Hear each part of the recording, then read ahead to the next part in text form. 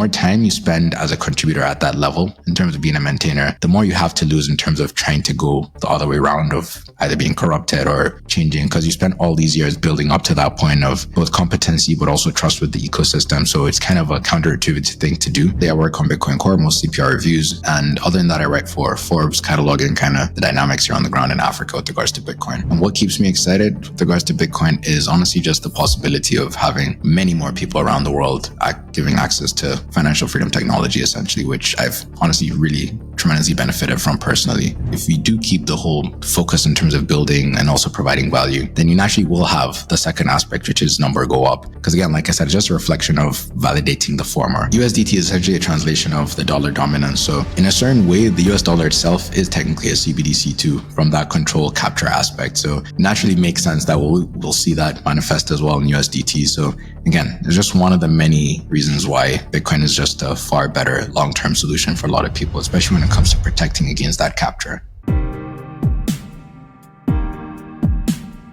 Maybe give with the viewers and the listeners some background of who you are and why you're excited about Bitcoin. For sure. So just to keep it brief, I'm Abubakar Nurkalo. I run Recursive Capital, which is a Bitcoin VC who invest in exclusively Bitcoin companies in Africa through equity-based funding. I also run B-Trust. I'm one of the board members as well, where we essentially decentralize Bitcoin development in the global south and Africa. So we provide grants primarily to developers, but also developer education programs, events, etc. And separately, I work on Bitcoin Core, mostly PR reviews. And other than that, I write for Forbes, cataloging kind of the dynamics here on the ground in Africa with regards to Bitcoin. And what keeps me excited with regards to Bitcoin is honestly just the possibility of having many more people around the world giving access to financial freedom technology, essentially, which I've honestly really tremendously benefited from personally the last few years in terms of being a Nigerian and trying to keep up with being an individual that can communicate value across the globe instantly, cheaply. That's amazing. Yeah, you can send value and I think people that don't have that use case don't get that. Yeah. I only got that use case when I started paying freelancers outside of Austria and like paying them in Colombia, El Salvador. And it's a game changer when you have Bitcoin. I pay like 70 cents, sometimes like €1 for a transaction.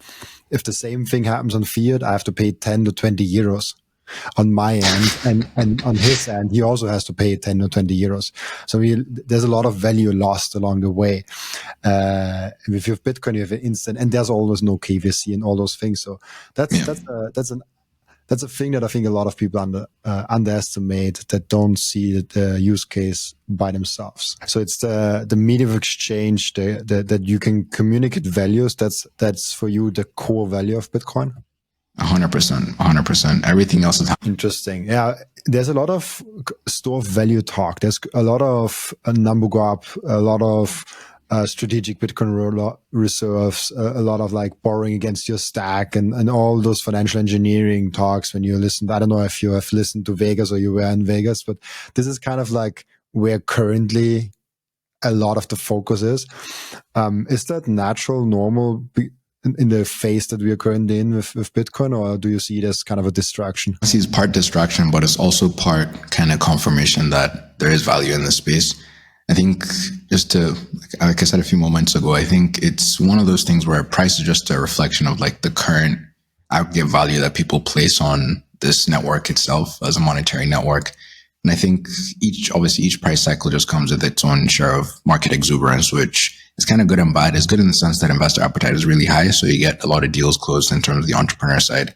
But the bad side is there's a lot of distractions and a lot of people trying to kind of redefine what the core value is of Bitcoin, which happens every time, whether it's as fully just store of value and everything else is secondary, or whether it's Bitcoin DeFi now in the case that we're having, or just some other way that they're evaluating what Bitcoin's value prop is, especially through like conventional TradFi means, which I think is completely not useful in terms of long-term what Bitcoin's true value should be in terms of humanity, as opposed to like what a lot of people are talking about, which is essentially just doing all the TradFi stuff, but on Bitcoin with, different narratives.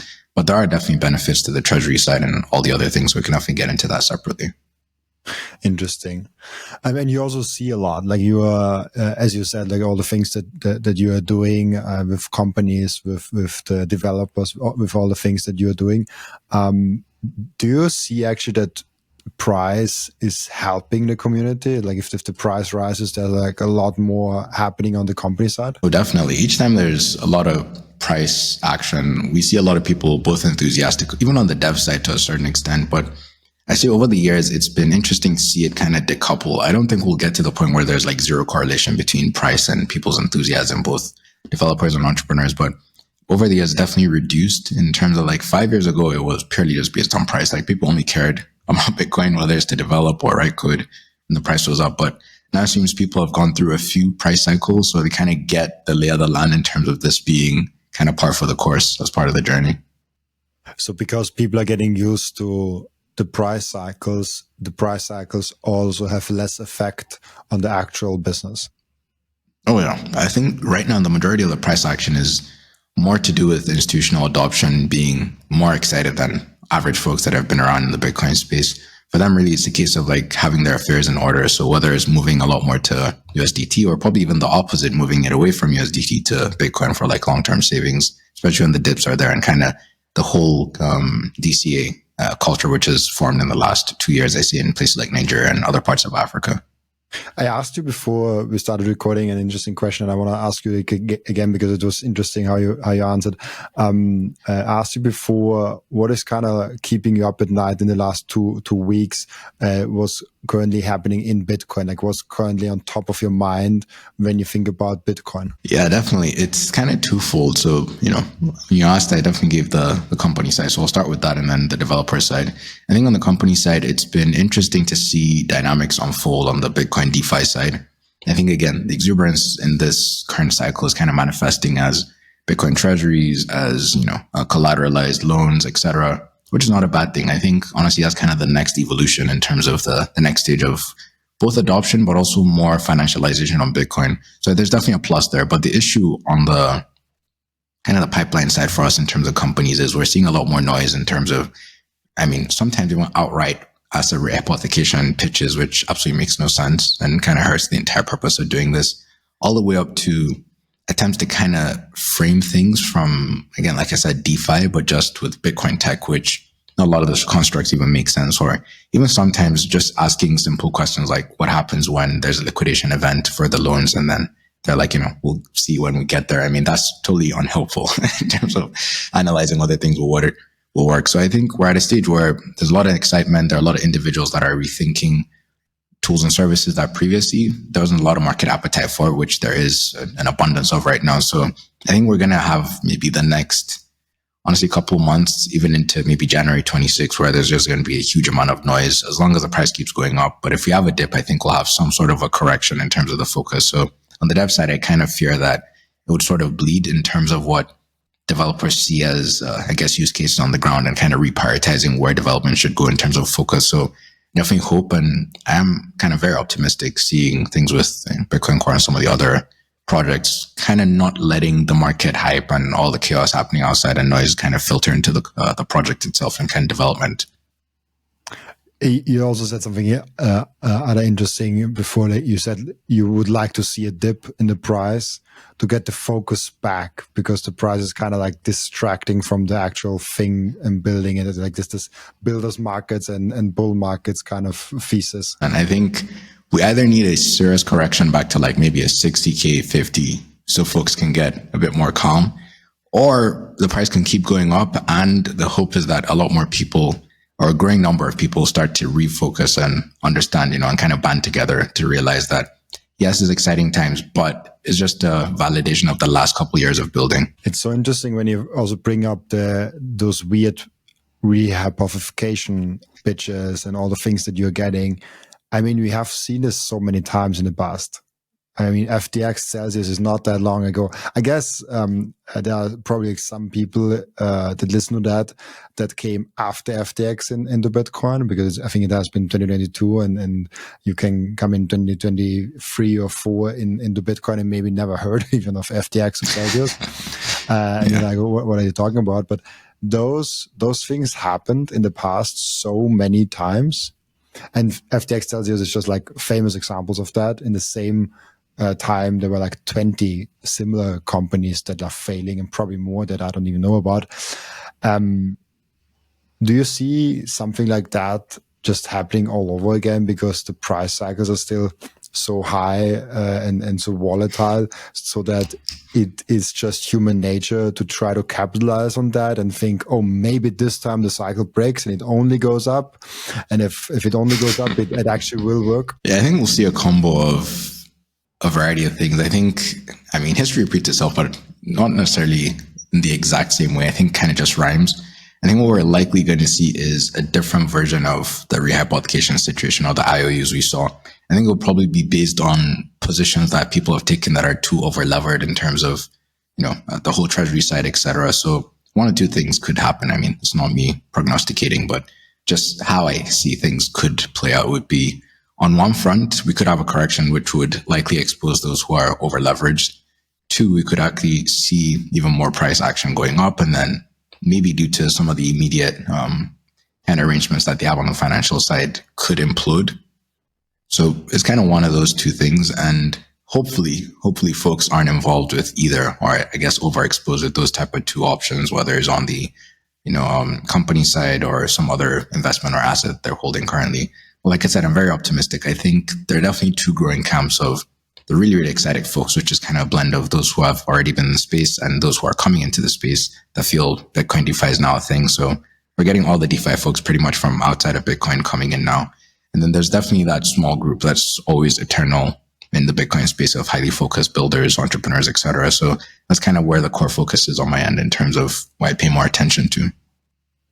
About the builders and not borrow against your Bitcoin crowd. I think there's definitely a lot that needs to be proved out on the borrowing side, especially in terms of the structures we have. I think a lot of them are really, they're really at the infancy stage. So not a lot of the products have been battle tested in terms of, like I said, liquidation or even some of the positions. So we'll likely have to see maybe in the next couple of months, the ones that implode, and hopefully people learn from that. What do you think is most important that we build on Bitcoin? If we think about developing the ecosystem, what is like the 1-2 projects that you're like, okay, this is probably most important to build out for the future? Probably it cuts across three things, I think, or maybe even possibly four. I think on the loan side, an interesting concept that would be nice to see people nail down is on the ethical loan side. The last 2 years, we had a lot of talk about rethinking about how loans operate with regards to Bitcoin being a deflationary asset, no need for the interest, etc. So I'm yet to see, at least on the fund side, any sort of pitch that concretely addresses that without having some of the issues we've seen with others existing traditional financial structures or products, all the way up to even just outright just copying things that don't make sense really in the Bitcoin space. And then separate to that, I'd say another aspect is definitely on the mining side. I think that's going to drive a lot, even beyond just electrification. I think it's going to drive policy here, especially in Africa, all the way up to even seeing how that could blend into artificial intelligence or just providing compute and kind of using that as a bootstrapping mechanism. So there's definitely going to be a lot going on the Bitcoin mining side as well, even as like a play for treasuries too.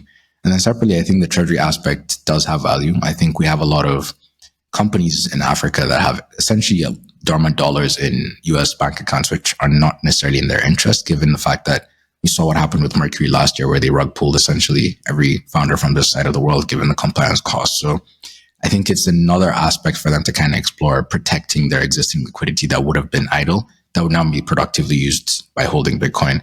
And I say the last one really is just, it's not necessarily a company. I think it's more to do with a frame of mind in terms of builders and entrepreneurs, which is making sure that they're building with the kind of the framing that Bitcoin is money and not just a store of value, and then providing real world products and services that actually cater to a real demographic of people on the ground and not like a theoretically cooked up demographic. How important is this money narrative versus just a store of value?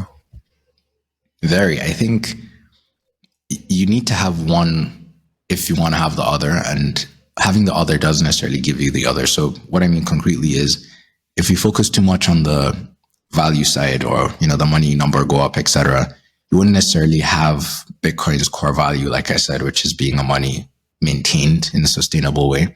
You'll likely see development focus shift into maximizing future returns or all these other things that maybe are kind of out of the scope of Bitcoin that a lot of people that have been involved in the space for this long hold dear.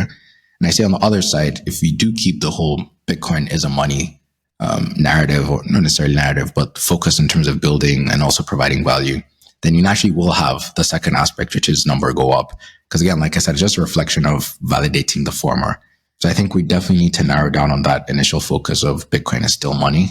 That's kind of primary thing why everyone should be building, and everything else is kind of a consequence of how well that is built. I want to bring that up because I'm actually curious on how it's running.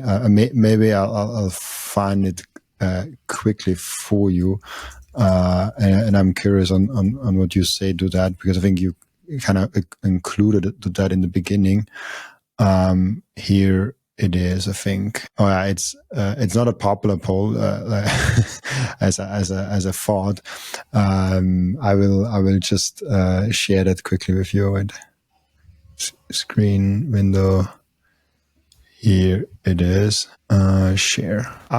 So it's not a popular poll. Usually I get like 1,300 votes, and I mean it's just like 3 hours out, but like the 65 is very low. I asked the question, are the medium of exchange attributes of Bitcoin what makes the store of value so valuable? Because it's kind of, for me, the frame of mind. It all started with Jeff Proof, and maybe people that listen daily will be so already tired of me saying that. But Jeff Proof kind of opened that question in the podcast where, what if Bitcoin fails as a medium of exchange? It most likely will also fail as a store of value.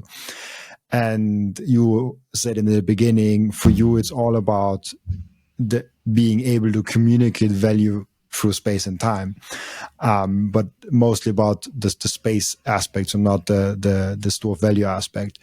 And I ask that because this is, for me, the most solid argument why you should care about medium of exchange, because the medium of exchange attributes is the thing that makes the store of value so valuable. If you couldn't get Bitcoin across borders, if you couldn't have it, like all those things, I don't know if it would be that valuable just having a thing that is scarce. Yeah. Like there are a lot of digital things that, like, it's okay, it's so big, and the mining aspect and the proof of work aspect, it's still amazing. But what if you could not transact it? What if it's just like basically number go up without the freedom aspect of it? I don't know if people would be so religious almost about it, and so the community would probably also not be so powerful. So that's kind of the question where I'm like, okay, what if the medium of exchange attributes were not there? Is the store of value then even, like, would this even occur? I mean, not necessarily, but I guess we'll never see that play out because we're always going to be in a reality where the former came before the latter. So the actual value, which is communicating across space and time, like you mentioned, versus the other way around.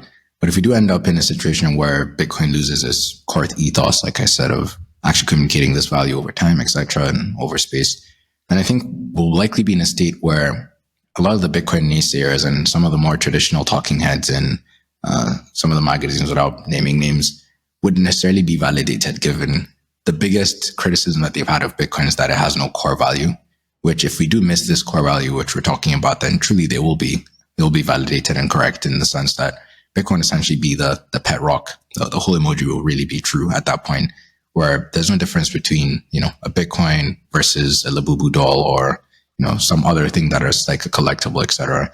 So I think it really is very, very important. And you put it really right. And again, this is framing, Jeff and some of the others have really brought to the fore that I'm really glad to see is very refreshing, is even if you're a diehard number go up guy or girl, the idea should still be that the only reason why you have that is because of the core value of Bitcoin, which we're talking about as money, even on the mining side, is not necessarily because it's fixed, etc. It's really a case of providing, value on the ground because of the whole process of securing the network itself, but also even on the electrification side and subsidying, some of these electrical projects. So I see those are core values that have to do with being a proper money, and because of how well built the protocols in terms of being a proper money for the 21st century that's really built. So I think honestly, the financial freedom angle, if it's taken out of Bitcoin, then it becomes devoid of any sort of core value. And honestly, we're just going to keep getting random cycles of price action that's driven by things that have no fundamentals, which historically speaking, we know where that leads. You also a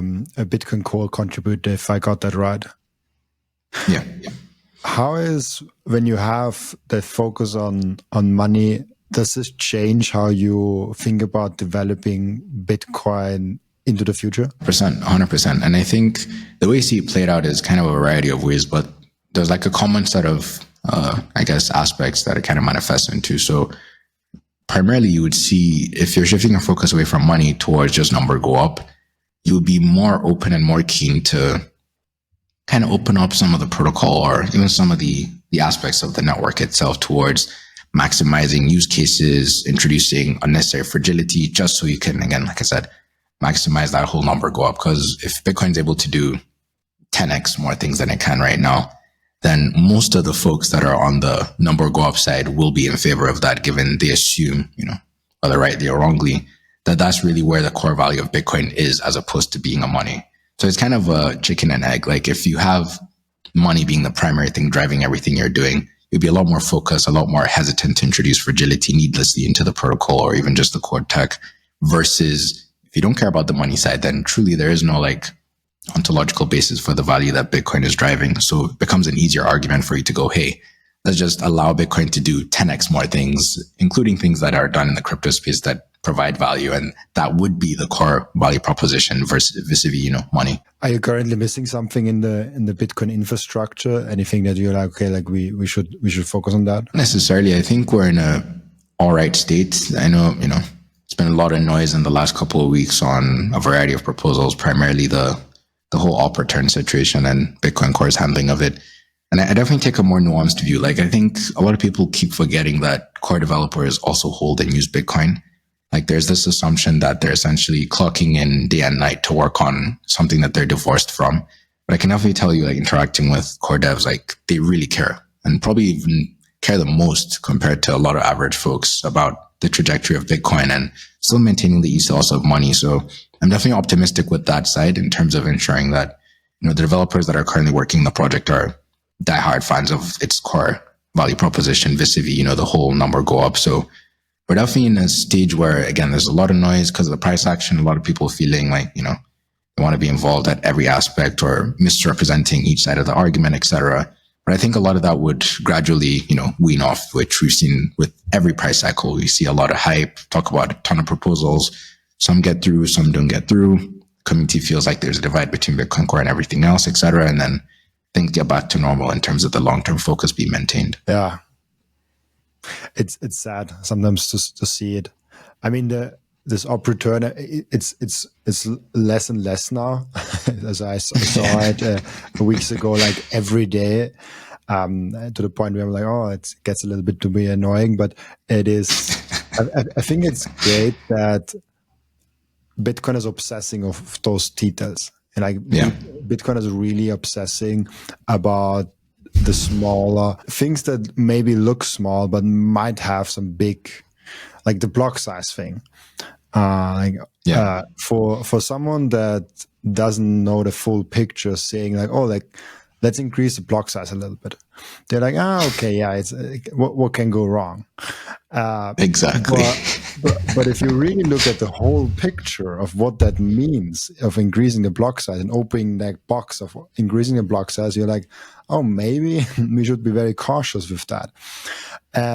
So it's super interesting to have a community that is so passionate about all those small details, because those small details make the whole thing run and make the whole thing perfect. Like it's fascinating that we still have Bitcoin, like that we have the perfect money that just works and is outside of the fiat system. And for me, the whole thing is a miracle.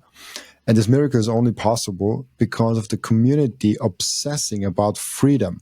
And I think that's the whole point of us getting back to money and this freedom technology, and not being derailed and distracted by dumb go-up technology. I think that's a very key point. I like that a lot. Now, for sure, I totally agree. And you brought up a very, very good point. It's very easy for things to unravel small piece after small piece and kind of get chipped away over time. And then 5-10 years from now, we'll have a product that none of us recognize and none of us can use to the extent that we can today. Absolutely, yeah, really interesting. I'm also interested on how it is to be in this Bitcoin core developer group or like one of the contributors. Did you ever feel like pressure from outside, or like how is it being someone that is in this core contributor group? I mean, just to give context, like Bitcoin's development, how would I say it? Like the development crew in terms of Bitcoin is kind of like an onion. Like there are different layers to it. Like the outermost shell is essentially, I think, close to 1,000 folks that have contributed just at least a single change that ranks from, a quick fix all the way up to something really critical.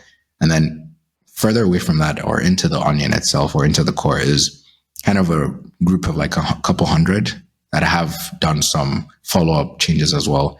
And then even smaller group of like less than 100 that actively contribute. Like this is folks that are on a monthly basis pushing in code, but also reviewing.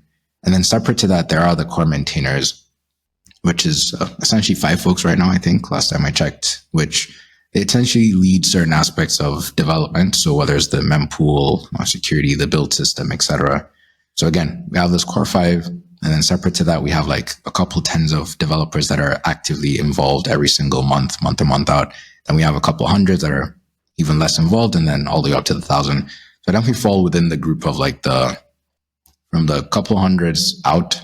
So mostly doing PR reviews, etc.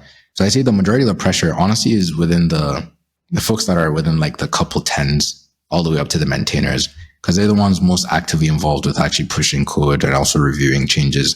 So in terms of even the last couple of weeks, you've seen, I'm sure, a handful of developers that have been kind of at the forefront, or I guess at the stick, where people are showing, pushing all the pressure on them to either make changes one way or the other, or calling them out as like, corrupt, etc.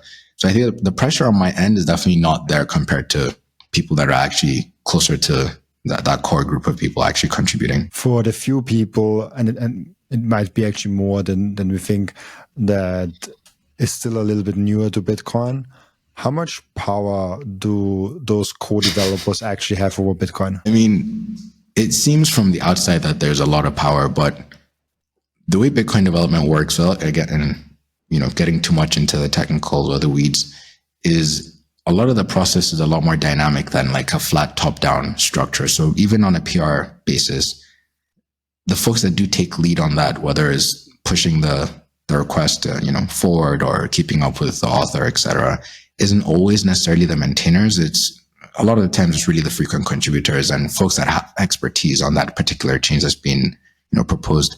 And then I'd say in terms of the power, it doesn't manifest as, like a small cabal of people, especially the maintainers, meeting in secret shady rooms and kind of deciding the future of the project.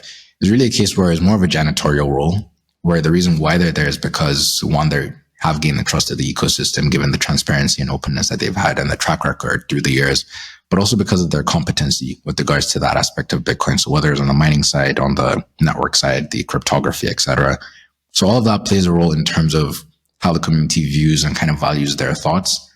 And the error correction system or mechanism within, the development process is essentially kind of threefold. So one would be if there's ever a stage where these folks feel like, the wider group of contributors feel like these guys are corrupted, or even one or two have been corrupted, there are mechanisms in place to kind of boot them out, whether it's, revoking keys, etc. And it's kind of a thing where the game theory plays out this way. The more time you spend as a contributor at that level in terms of being a maintainer, the more you have to lose in terms of trying to go the other way around of either being corrupted or changing, because you spent all these years building up to that point of both competency, but also trust with the ecosystem. So it's kind of a counterintuitive thing to do. And if you do that, historically, you've seen what happens, whether it's, with Gavin or some of the others that were booted out of the development process. So rest assured, for folks that are listening, Bitcoin Core has a really robust mechanism for sorting that out. And obviously things could get better, and over time, I think they will. But yeah, it's definitely not a case where these guys are going to get corrupted or funded by one org and then things just get derailed. the first time I ever made any money, I got myself from that money a watch. And ever since then, I collect timepieces to remember times where I achieved some milestone. That's why I got the Bitcoin 2025 edition when I went to my first ever American Bitcoin conference. So for me, the Bitcoin watches from Coin Vigilante represents the time that we are living in. For every person that wears a Bitcoin watch, I know they are representing sound money to the outside world. Make sure to check out those amazing Coin Vigilante timepieces down in the descriptions. I love those watches so much. The most important thing for your Bitcoin journey is not buying Bitcoin, but it's how to keep them. And yes, you have maybe the right tools, but how do you actually go ahead and stick it all together so it's the most secure for you personally? Self-custody is a deeply personalized journey, and the Bitcoin way is helping you exactly finding that correct setup for you personally. They are also helping you with securing your own cybersecurity. And if you want to go one step above all that, you can even get a consultation for a Plan B residency. Go to thebitcoinway.com/Robin and you will get a 30-minute free consultation. I know how big of a hurdle it can be to have self-custody, but it's so freaking important to make that first step. We have to make sure it's as easy and simple as possible. And that's exactly what BitBox did. BitBox created the simplest and the easiest hardware wallet to use to get into self-custody. So get yourself a BitBox down from the link in the description. And when you use code Robin, you even get a 5% discount. And then there is the whole point of like full nodes deciding what software they actually are using, and the network of full node operators and all the other aspects of the decentralization of Bitcoin kind of playing together and making it so indestructible, but still moldable. So we have a way of ensuring that if there's something coming up, we can change that and we can mold Bitcoin. So it's kind of this balance. It's decentralized enough to be secure, but not so decentralized that we cannot do anything because we have to do something and maintain Bitcoin somehow. It's an interesting balance to go, because you don't want Bitcoin to change every week and kind of like be like a software project that like it's down like a day, it's okay. But you also don't want it to completely stop every aspect of it, because there are bugs to fix always, but there might also be a future thing that we have to build in there. Otherwise, Bitcoin might not work properly in the future. So even look like 50, 100 years in the future. So it's an interesting balance, actually. No, exactly. Definitely hit it hard on the head. I think another aspect that's interesting is, like, it's not a case where people, as soon as a change is proposed and like it's merged into the repo and like, let's say a new version is out, like that time between people being aware of the new version and updating takes quite a while. Because again, miners have to update, full node operators have to update, etc. Folks that are running merchant software, typically it takes around 6 months to even get that in. So even if you do have a malicious code change, you already have a mechanism of that wait time before people actually update. And already the community, given how incessant everyone is about all the changes that go through, will likely flag it. I think the quickest updates you likely see within the space over the last couple of years have been, or I should say historically, have been changes that have to do with bug fixes or security holes that were fixed in subsequent changes. Those are typically when people update a lot faster than the 6-month window. But again, like you said, you don't want it to be a situation where there are way too many people involved with the process and there's really no mechanism for a path forward. And at the same time, you don't want it to concentrate into a regular, essentially a company, Bitcoin Core Inc., dictating to everyone. So there's definitely a mechanism that we have on a variety of aspects through the development cycle that I think provide that kind of robustness to the space. Awesome. One aspect that I'm always curious is, you're from Africa, right? Oh yeah, Nigeria. You also live there currently? Oh yeah, that's where I'm based. Okay.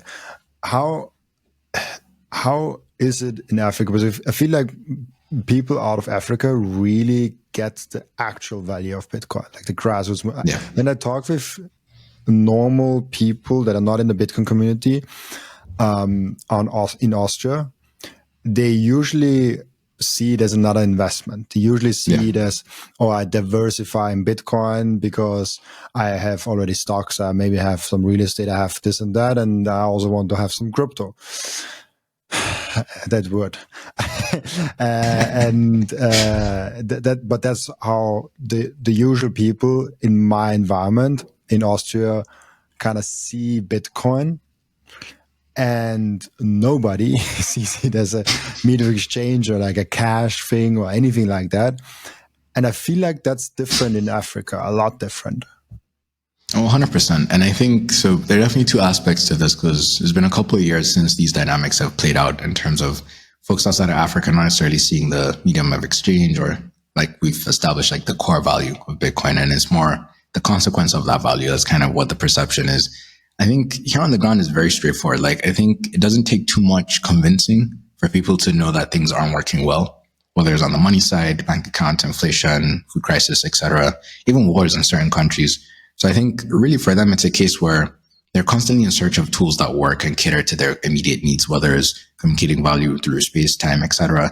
And one of the things that's very important about kind of the Bitcoin value prop for a lot of them is there's actually no way for you to meaningfully engage in the world without necessarily spending money. So fundamentally, a lot of them have the money problem as like a very fundamental problem that's tied to both their financial freedom in general, or even just being able to actually survive on a day-to-day and still be alive. So for a lot of them, the argument is very, very straightforward that this is a tool that works for you vis-a-vis all the options that you have right now. So they get it. Now, from the outside, like I said, is more a case of the consequence of that value that's being provided outside of, the shores of Europe, etc., in places like Africa, Latin America, etc. And I think gradually we'll get a collapsing of the two worlds. And I think that's going to play out in probably 2 to 3 ways. One primary way, I think, is based on some of the dynamics coming in terms of regulation on the European side or even North America, and some of the things that would likely breach into freedoms that people naturally enjoy in those countries will likely start making them realize that Bitcoin is a useful tech that has this core tech that could protect them against that. And for others, in terms of protecting themselves before it gets to that stage, Bitcoin is a very, very useful tool for that as well. So they can get used to that and get into the frame of actually having their lives banked on Bitcoin before things get really wild. And I think the last one would likely just be a case where, yes, things work, but they only work because you have no alternatives that are a lot better. Like wires and all of that, it's not like a lifestyle that allows you to communicate value instantly, cheaply, etc. So they are facing the same issues. They're just facing it in a more stable, long-term way, as opposed to Africa, where there's so many dynamics that kind of points to all the things that are not working right now that you could seek an alternative really quickly. So I think we'll get to that point where Bitcoin will flatten out around the world in terms of being that core tech as the primary lens that people view it from, as opposed to kind of the consequence of that core tech providing value in pockets of the world. Is there also a lot of stable coins in Africa? Is this like also like Bitcoin and stable coins kind of facilitating the financial things that they need? 100%. And I say those two are kind of the primary angle that people get into the digital realm in terms of like modern finance, et cetera, on the continent. And just for numbers, in the last maybe 12 months, maybe 18. So roughly within the last Q4 2024, the numbers were around, I think, over 66% or so, based on Chainalysis numbers, were both stablecoins as well as Bitcoin in terms of the largest share of volume on the continent. So definitely a lot of people seeing use case for both. I think on the stablecoin side, just to let your listeners know, like the primary use case for folks on the ground has been, because there's so many tightened controls on US dollar access across multiple countries, one primary case being, Nigeria, where I'm from. A lot of people see USDT as very cheap access to US dollars that allows them to do all the things that they currently can't do. And that would require heavy KYC or even some aspects of having like a very curtailed version of a banking experience where they have limited access to US dollars and limited areas that they could actually bank with, vis-a-vis USDT, where so much liquidity and you can essentially do anything you want in terms of just communicating that through a dollarized version, essentially. Stablecoin is basically, for me, a CBDC. It definitely has those certain aspects in the sense that there's a central entity, etc., controls there. It's not like Bitcoin where it's decentralized, etc. So I definitely see where you get that framing. Yeah, I never saw it like that, and someone left it as a comment, and I was like, yeah, like it's kind of what a CBDC is. I mean, maybe even worse, because some CBDCs are not connected to states, so it's like you're not controlled by people that you voted for. You're controlled by people that haven't even been indirectly voted for. No, that's fair. That's fair. And I think it probably plays out because USDT is essentially a translation of the dollar dominance. So in a certain way, the US dollar itself is technically a CBDC too, from that control capture aspect. So naturally makes sense that we'll see that manifest as well in USDT. So again, it's just one of the many reasons why Bitcoin is just a far better long-term solution for a lot of people, especially when it comes to protecting against that capture. How's the e-Naira going? Is that project still going on? I'll put it this way. If we were to launch an attempt where it'll be similar of like a D-Naira, myself and you, I think we'll probably get more traction in terms of adoption over the next few months than how the e-Naira has been doing. That's how poorly it's been. I think it's for two aspects. I think one is very difficult to give a convincing argument on a currency that's really not necessarily holding up to scrutiny or even holding its value. I think the last 2 years, we've had 70% of the currency devalued. We've had crises with regards to different iterations of the Naira. So both the physical ones, the digital ones, as well as the e-Naira. So really, the Naira is not necessarily the best performing fiat currency. So for average people, they don't see an additional value of having this current Naira that already doesn't work too well for them, and then having to port to a different Naira that also has the same challenges, but just in the digital version. So I think really there are a lot of approaches that they could have taken of like converting all existing digital Naira to e-Naira. That would have been an approach to kind of onboard everyone instantly, where people would essentially have no way to escape that. But they kind of fragmented the two, which is kind of why you see such low adoption numbers. But again, it still goes back to the core fundamental issue. Even if they got the rollout right, like Naira is still not a good convincing argument for a variety of individuals. So I think right now, the government side, the next steps and kind of how they're approaching this, I feel is a lot more productive. Like they definitely have the frame of mind that they'd like to fix the economic situation here in the country, but the challenge that they face is multiple dynamics on multiple fronts. So whether it's FX, whether it's, the relationship between Bitcoin, et cetera, probably having reserves in Bitcoin as well, and kind of how that plays even on the mining side.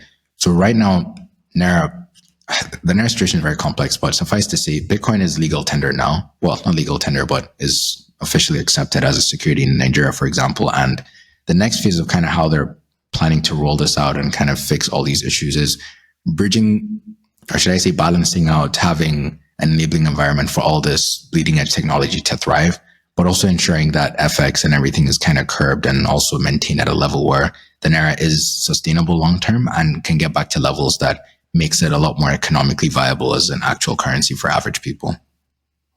Interesting. I'm really curious how, because I see maybe it's a wild comparison, but I see fiat and all the effects of fiat as the Blu-ray from going from analog to digital. So going from gold to Bitcoin. We just had that weird moment in time where we had fiat currencies. It's the same way of like proposing, like I have this amazing technology, it's Blu-ray, but then there's digital music and digital films, and there's Netflix coming, and now you're mad because you have to pay $10 per month to get all the movies and all the series at any time you want. Just a few years ago, or like a decade ago, you paid for one movie $10 and you couldn't, or you have rented for like $2 and you could only use it for like a day. Or you had to go to a physical store and get it. I'm too young for, I never really did that. I'm too young for that. But, for me, Blu-ray is the same as with fiat, just that the years are way longer because it's money, and money just needs way longer to develop. That's why I'm so fascinated how quick the development of Bitcoin is. Like all around the world, people use it. I earn 75% of my income already in Bitcoin and already give some of my expenses in Bitcoin. So I already am partially on a full Bitcoin standard also for medium exchange side of things, not unit of account because it's hard, but medium exchange at least. So I don't know, like, do you see it also that we're kind of on this weird phase where we have to deal with fiat, even though we know it's just a temporary solution to gold going global? No, 100%. And I think, again, you put it perfectly. I think it's the difference between the two is kind of captured in not just the paradigm shift, but the mechanism that's introducing the paradigm shift, which is software money, essentially, which is what Bitcoin is. And that's why you've seen the difference between the development cycle of Bitcoin just being way, way faster than traditional fiat, because there's just so many analog systems that have to be updated, but also revamped for it to actually have any changes. I think what we'll likely see in the mid to short term would be, I think, a lot of countries that still want to make sure they preserve their dominance of their fiat currency, whether locally or even globally with the US, etc., will have to contend with approaching Bitcoin a lot more concretely and a lot more holistically in terms of whether it's the reserve side, whether it's the mining side, whether it's as some sort of a quasi-medium of exchange to a certain extent. And that's the only way I feel they can be competitive. Because the thing is, with Bitcoin, because of software, it's already global from day one. So there's no putting your head in the sand and kind of waiting and see if it's, something that you would have to get involved with over time. Because the moment you're taking all this time to think about it, people are already adopting it around the world and being way more competitive than you. So I think the cat is out of the bag. I think a lot of countries, as we've seen over the last few years, have continued to take it a lot more seriously. I think we're getting to that next epoch of even more countries taking it more seriously and further pushing us to that next phase of adoption, which I think will also introduce nation states, not just average individuals on the ground. And I think in terms of fiat, I don't really think the next 50 years we'll see no fiat anymore and it'll just be full on Bitcoin. I think it'll likely just be a translation of a lot of dynamics on the ground that involve Bitcoin more heavily than we have it currently. So you'll likely have Bitcoin being a mainstay as like the conventional currency that people use around the world to ensure that they stay connected. So the same way people use the internet and still live in different parts of the world is how I feel Bitcoin will still be, the currency that people use around the world, but also likely use local currencies as well. That's the thing. I think also a lot of people don't get the adoption rate and the speed is different in different parts of the world. Yeah. There are, and probably in Africa, a lot villages where there's no electricity. And if you talk with someone from Austria, there's no electricity, if there's it's so funny. If electricity is gone for 2-3 hours in Austria, it's all over the news. People freak out. People completely lose their mind. They're like, we're going down, the world is ending, all of those things. Not all of them. There's some people that are, of course, it goes down here and there. But I've met some crazy people. And then we have to remember there are parts in the world where there just is no electricity, and then there never was. And the same is probably true for Bitcoin and for the internet, where we're like, okay, at some point there will be countries and cities where there's Bitcoin so vibrant and so dominant that you cannot live without it there. But then there are parts of the world where it's barely getting adopted and barely there. So that's a fun observation there, to make, that technology really drives different depending on where you live and where you have born.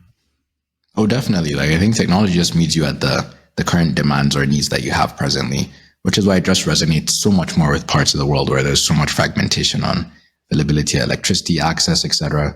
And I think, honestly, it's probably going to be why Bitcoin will still be around for the next couple 100 years. The folks that really need it right now will continue to ensure that it stays that way, of actually providing that core value that we keep talking about. And I think having development driven by those who care about it the longest, which will likely be folks from this part of the world, will help protect everyone else around the world, in the sense that that whole noise factoring in as part of derailing the development process won't be a thing. It will really be driven by both the innovation and the need on the ground. And again, like you said, with Bitcoin, it's very interesting. Like there are the electricity issues on the ground, etc. But the very fact that this tool also is a mechanism to address that while providing a money that works is probably one of the most novel things about it that is going to continue to resonate on the ground. It's also Bitcoin mining kind of helps electrifying parts of the world. It's fun how this goes full circle of Bitcoin helping actually getting. You're aware of that, right? That Bitcoin is helping Bitcoin mining is electrifying the world, kind of. No, 100%. And I think is also democratizing the energy markets globally. And I think it's going to play a very critical role on how other parts of the world that have tremendous amount of energy reserves could monetize and also participate more concretely with the global energy market in terms of both either selling compute as a mechanism to transfer that energy or making it productive, or even just electrification, like you mentioned. I think it's going to be a very, very important component. Interesting, yeah. Fascinating topic. I love always the view of I don't know. I weirdly enjoy Africans' views on Bitcoin. They have such a grounded grassroots view on Bitcoin, and it's always great to have that, because sometimes people are getting too crazy with the store of value. They're too focused on that, and number grab technology, because that's all they care about. And it's good. Like, I think we need those people also, as we need all of the voices in Bitcoin. And that's the whole game theory. Everyone is talking about Bitcoin. Different people, different parts of the world is talking about Bitcoin. And as long as everyone is talking about it, like, it gets adopted, and the freedom aspect is going up, the number is going up, and all the things of Bitcoin is going up. And as long as there's enough narratives fighting each other, Bitcoin is there to give us that gift of money. No, 100%. And in the framing of, like Jeff Booth mentions, is around abundance, etc., is Bitcoin providing both money solutions but also energy solutions. I think it places it squarely as civilizational, as a civilizational tool, in my opinion, which is very, very useful for us to continue to keep getting engaged with it from all these various voices and angles, like you mentioned. And again, if it is a civilizational tool, then we're likely going to have this game theory play out in a way that's most beneficial and most in the way that would point it towards being anti-fragile over time. Yeah, 100%. We have one question in the podcast that I ask every one of my guests, and the question is, what can we learn from you besides Bitcoin? Well, I mean, I say maybe some of the things outside of Bitcoin will probably be around, like, just dealing with life, adversity, and kind of just continue to weather the storm, but also being principled. I'd say being very, very disciplined around kind of what you pay attention to, what you devote your time to, having your priorities in order, etc. I think is probably one of the other things I'm always definitely happy to share about, and things that I've kind of learned over time just operating as a human being. How do you decide where you put your focus? Like, how do you have a framework of, like, okay, like, where to put the focus? Oh yeah, and it's down to, without getting too much into philosophy and things like that, but essentially the base set of principles I have are around, ensuring you provide as much value as possible, ensuring you kind of project the good you'd like to see in the world, primarily from yourself, outwardly into the world, etc. And in terms of how I decide to kind of push my focus, it's definitely to make sure that it aligns with that overall goal. I'm trying to provide as much value as possible in the direction really that points us into more, principled, kind of stoic, like, principles on how to lead a life, devoiding ourselves of the ego, etc. So really those are kind of the things that point me towards that, which is why the aspects of Bitcoin that I really focus on have to do with that. Maintaining it as a generational tool, I'll still be around, but also ensuring that it helps you kind of remove yourself from all the noise and issues with regards to the world, whether it's fiat, interest, or, inflation, etc. Once you have this type of tool that addresses a lot of that noise, have an abundance of time, or even more time, to kind of think about yourself, introspect, kind of develop as a better human being, kind of grow, etc. So naturally, those are the things that kind of keep me up at night and kind of drive my focus in terms of where I land in the space. I love that. I love that. And our end routine is so suiting today. We have an end routine where the previous guest is asking a question for the next guest without knowing who the next guest actually is. And the previous guest asked you the question, what is the best life and then never get so generic question, but like that is a very generic one. What is the best life advice you have ever gotten? Oof. It's very interesting. I think it's probably boils down to a quote I got from, or I read, I should say, from Seneca's Shortness on Life, where the quote essentially is that it's not that life is too short, it's that we waste much of it. And I think that really nails down to kind of guiding life for me in terms of how I navigate that. It's very easy to say things happen so quickly and you didn't have time, etc. But it's very, very difficult to narrow it down and see the things that you're spending your time that you shouldn't be spending your time on that could be better spent on, whether it's introspection or other things that have to do with development and growth.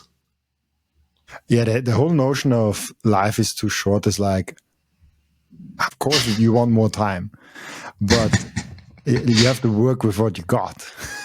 Like exactly. But it's everyone, and so life is not too short. Life is just life, and maybe you're just wasting too much of your time. Exactly. So I say that's definitely the guiding principle on my end, or the best advice. I love that. Really cool. Thank you so much, Abubakar. Did I say that correct? Yep. Amazing. Sometimes it's hard. I've over 500 guests, and sometimes just struggle with names. I'm so sorry for that. And thank you so much for being on the podcast. Before I let you go, where can people find you, ask your question, and reach out to you? Yeah, definitely on Nostr. My username as well there is I hate1999, same as on X. Other than that, besides, socials, I think will be very useful or helpful for folks in terms of just looking at what's happening on the ground is keeping track with my Forbes column that I write. Wait, I hate 1999. Why do you hate that? I was born then. I joined X when I was really, really young. So I assumed maybe some emo phase I was in. Thought that was cool. But now I'm kind of stuck with it. So you're born in 1999. Yeah. And I ironically hate it when I was a kid. So it is what it is. Consequences of joining social media when you're young. Kind of deal with the consequences down the line. Yeah, I'm so happy that as a small boy, I was, for some reason, not creative enough to think about any username. So I always just used my real name. And people are going mad. I use my real name everywhere.